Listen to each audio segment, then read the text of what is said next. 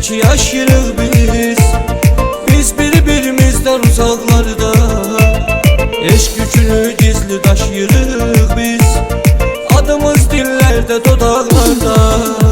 Midəh sıxır məni hər gecə, bilmirəm danışım necə, elə bilə dinlər məni edam.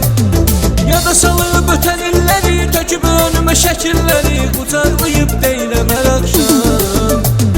Canım mənim, gözüm mənim, sənə qurban özüm mənim, eynimi aç danış biraz gülüm gülsün üzüm mənim. Canım mənim, gözüm mənim, sənə qurban özüm mənim, eynimi aç danış biraz gülüm gülsün üzüm mənim.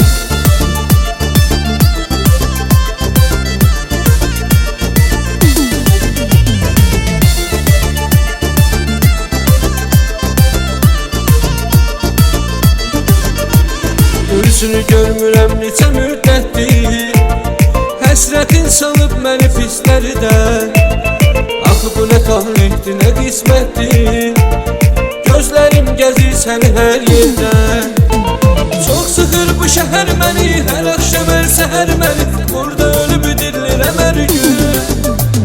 Bəsdir verdiyin bu əzab, sən kimə vermirsən cavab, bir də görüm sən niyə nə üçün.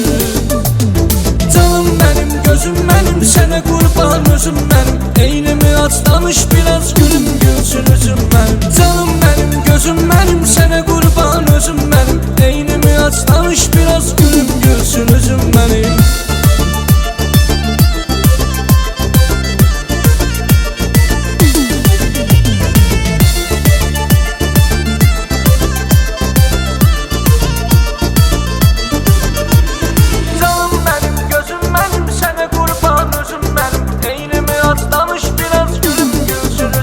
Ay canım mənim, gözüm mənim, sənə qurban özüm mənim, eynimi aç danış biraz gülüm gülsün üzüm mənim.